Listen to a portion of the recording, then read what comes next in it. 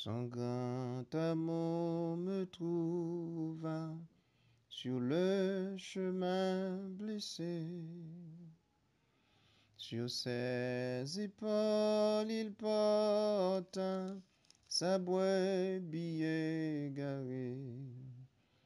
Tout un meurtri par le péché et au bercail l'a ramené. Oh, l'amour qui m'a cherché, oh, l'amour qui m'a sauvé. Il est merveilleux, sublime et grand. L'amour de Jésus pour son enfant. La paix et la grâce de Dieu soit avec vous. Nous comptons pour nous avec vous. Nous pourrons rentrer dans la méditation. Nous avons invité au l'ouvrir Bébou avec nous. Dans 1 Jean, le chapitre 3. Et nous pourrons prier le Seigneur ensemble. Tendre Père Céleste, nous bon gloire, honneur, louange au même seul mérité. Merci Seigneur Dieu, mais équipe qui déjà prêt pour tendre des paroles. Seigneur, nous savons que nous n'avons pas la science infuse, nous n'avons pas une capacité venant de nous-mêmes. C'est de toi que viendra l'onction, la puissance, la grâce nécessaire pour transmettre fidèlement ta parole. Oh Seigneur, aide-nous débattir de la chair et du sang, remplis-nous de ta présence. Au nom de Jésus, nous t'en prions. Amen. Ce matin, mes bien-aimés, j'aimerais bien vous parler des bienfaits de la communion avec Dieu. La communion avec Dieu, la Bible nous dit, avec Dieu nous ferons des exploits. Mais comment faire des exploits si on n'est pas en communion avec Dieu? Et là, il faut comprendre que la communion apporte véritablement des bienfaits. Alors, définissons ce que c'est la communion. La communion, c'est une mise en commun. La communion, on voit l'idée. Communion, on voit mise en commun. On voit tout ça, c'est l'idée. Mais en grec, on nous dit que le mot fidèle qui traduit cette expression, c'est le koikonia grec, qui signifie vivre ensemble. Depuis nous dit communion, nous avons mise en commun pour nous capables de vivre ensemble, pas vrai? Donc, la communion avec Dieu apporte beaucoup de bienfaits pour ceux qui croient, pour ceux qui s'y rattachent. Alors, mesdames, messieurs, voyons donc la relation verticale. Qu'est-ce que cela nous apporte réellement? Donc, notre communion avec Dieu, cette relation verticale dont nous parlons, eh bien, nous apporte beaucoup de bienfaits. Parmi les bienfaits, nous sommes devenus forts. Nous sommes devenus forts et la Bible en témoigne. Jetons un coup d'œil dans 1 Jean 3, le verset 9. Quiconque est né de Dieu ne pratique pas le péché parce que la semence de Dieu demeure en lui. Et il ne peut pécher parce qu'il est né de Dieu. Alors parlons de la nouvelle naissance. Rappelez-vous que la Bible nous dit nous sommes créés en Jésus-Christ. Nous sommes devenus de nouvelles créatures en Jésus-Christ. Et c'est ce qui nous garantit, n'est-ce pas, que la semence de Dieu est en nous. Eh bien, écoutez, cette semence dont nous parlons, j'aimerais analyser un petit peu ce mot-là, semence. La semence, c'est une provision que Dieu, n'est-ce pas, met à l'intérieur du croyant. Et cette semence, on voit que le Saint-Esprit, n'est-ce pas, la puissance du Saint-Esprit qui est en nous. Donc, souvent, nous pensons que la puissance est là. Dieu donne de la puissance pour lutter contre les démons. Ce n'est pas seulement pour lutter contre les démons. Ici, nous trouvons que la puissance de Dieu en nous doit soumettre notre cœur à la volonté de Dieu. Certaines fois, nous avons tendance à résister contre Dieu. Nos cœurs résistent contre Dieu, résistent contre la volonté de Dieu. Certaines fois, nous mettons à pleurer quand nous sommes exposés au fait, par exemple, quand nous faisons face à une situation où nous devons faire la volonté de Dieu et ça paraît difficile, nous voulons nous plaire, nous aimerions nous plaire et la volonté de Dieu s'impose à nous. Donc, des fois, nous avons tendance à regimber, à pleurer, à, à ne pas, n'est-ce pas, nous sentir dans notre peau. Nous ne sommes pas vraiment dans notre assiette. Mais sachez que celui qui est né de Dieu ne pratique pas le péché. La semence de Dieu est en lui. Donc, il y a un peu le monde, par exemple, qui l'Église, malgré semence bon Dieu, malgré la Bible a parlé de semence de Dieu, mais m'a demandé, est-ce que ces gens-là ont reçu réellement cette semence? Parce que pour recevoir cette semence, c'est sous forme de transfert. C'est-à-dire, c'est une grâce qui doit être transférée, n'est-ce pas? C'est du berger ou encore du leader vers le croyant ou encore le nouveau-né. Donc, vous comprenez, quand quelqu'un n'est pas mandaté, quand quelqu'un n'a pas en lui la semence et se convertit en berger, parce qu'il y a des gens que Dieu n'a pas appelés, mais qui sont dans le ministère. Moi, parfois, je me demande, comment est-ce que ces gens-là vont faire pour transférer cette semence aux fidèles croyants nouveau-nés? Bah, ça, je pose la question. Je ne vois pas comment. Parce que cette semence, nous songez, nous parler de nouvelle naissance, on voit le baptême aussi, n'est-ce pas?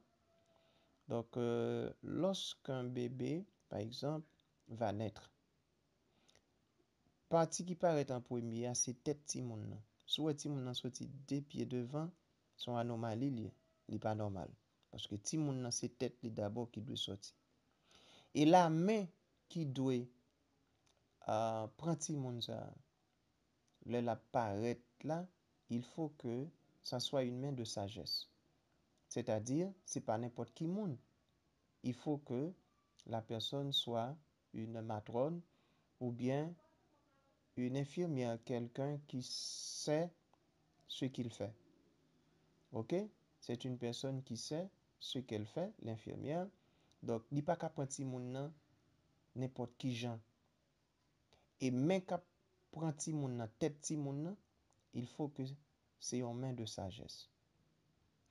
Bon, imaginons que moun sa n'est pas mandaté, il pas gain sagesse pour ça, pour le connaître.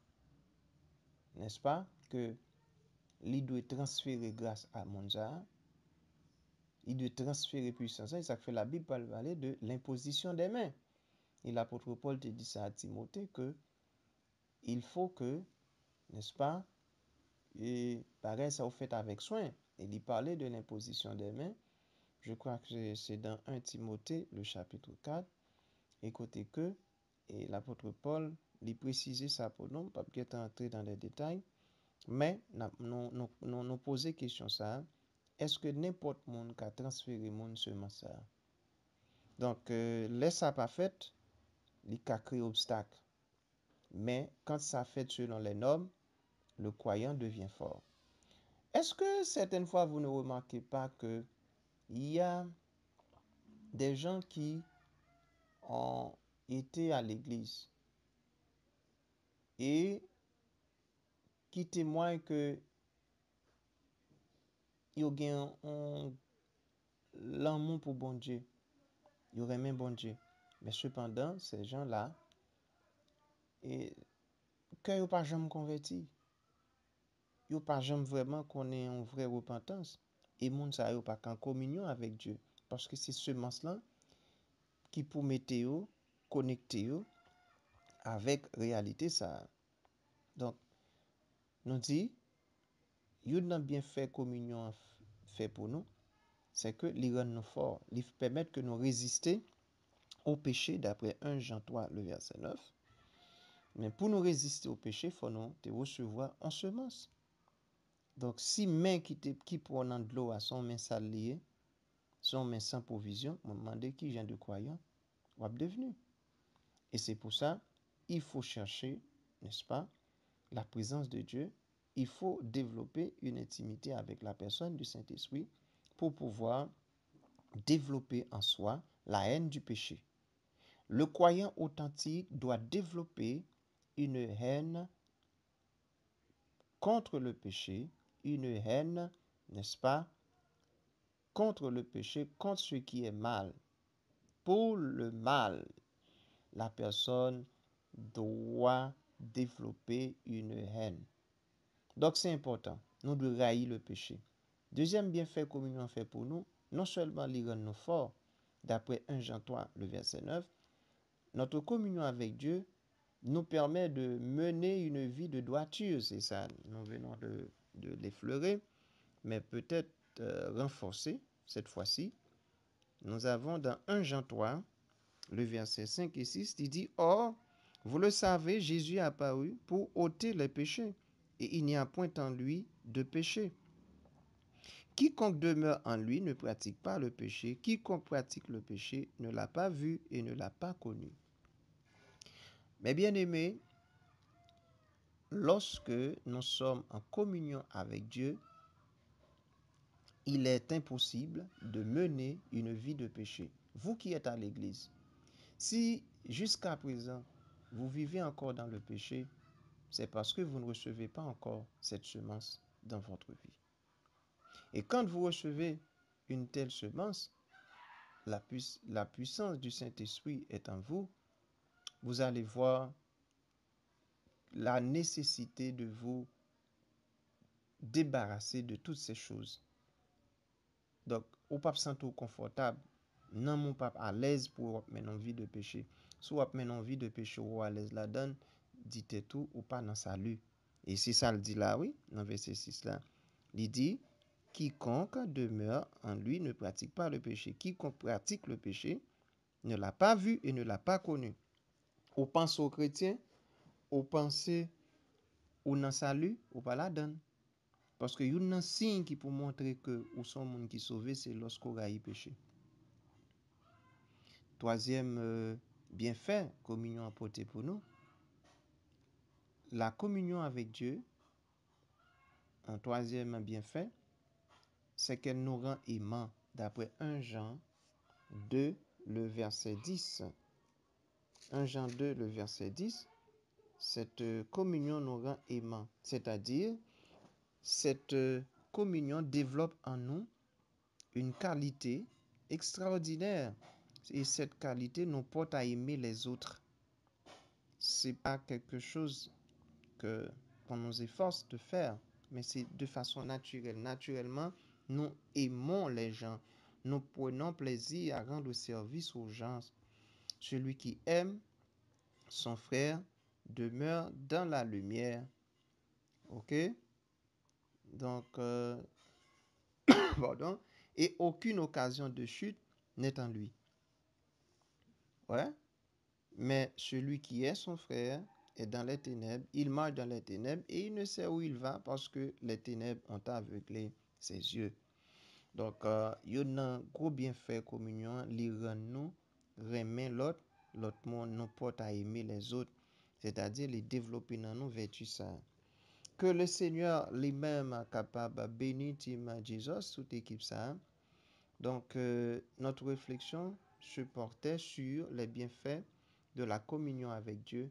Donc, cela nous rend forts, cela nous permet de mener une vie de droiture, car la Bible nous dit, Dieu ne refuse aucun bien à ceux qui marchent dans l'intégrité, en d'autres termes, dans la droiture. Voilà, la communion nous permet de bénéficier de tout ça. Et elle nous rend aimants, c'est-à-dire développe en nous la capacité d'aimer les autres. Moun ou ek pa reme moun son pas Saint-Esprit que vous gagne. Depuis moun n'a pas carrément moun, ça veut dire l'esprit bon Dieu pas dans lui. Yon nan symptôme, signe qui a montré que présence bon Dieu dans nous, Saint-Esprit dans nous, c'est lorsque naturellement nous pas senti nous en bataille, nous en lutte et nous senti en dedans nous gon aimant qui attire l'autre monde vers nous-mêmes et nous-mêmes tout vers l'autre monde et qui permettent que nous capables d'aimer l'autre monde, eh bien, pour nous chercher, faire moun sa ou du bien. Eh bien, que le Seigneur vous bénisse, que le Seigneur vous fortifie. Nous pourrons prier, tendre Père Céleste, nous bon gloire, honneur, louange, ou même seul mérité. Merci Seigneur Dieu pour bien faire au miséricorde envers nous-mêmes. Merci pour les bienfaits de la communion. Merci parce que la communion nous permet de résister au péché. Donc Seigneur, aidez-nous pour nous capables en communion avec vous, parce que c'est la seule façon pour nous résister au péché, c'est de nous avoir une bonne relation avec vous. Elle nous permet de mener une vie de droiture, selon 1 Jean 3, versets 5 et 6. Oui, on dit la communion verticale, n'est-ce pas? Eh bien, relation verticale, non, avec vous, Seigneur. Eh bien, cette relation nous rend aimants, c'est-à-dire développe en nous l'attitude, la capacité, n'est-ce pas, d'aimer les autres, de vivre avec les autres. Que le Seigneur nous bénisse, que le Seigneur nous fortifie, donne-nous la force d'aimer les autres, donne-nous la force de mener une vie de droiture. Seigneur, permets que nos cœurs reçoivent ce matin, Seigneur, et cette semence afin de pouvoir mener une vie réellement régénérée, afin de pouvoir bénéficier les bienfaits de notre communion avec toi. Que ton nom soit à jamais béni. Au nom de Jésus. Amen. Eh bien, que le Seigneur vous bénisse, que le Seigneur vous fortifie. À bientôt. Donc, c'était avec vous, Pasteur Oman. Que le Seigneur vous bénisse encore une fois. Merci. À bientôt.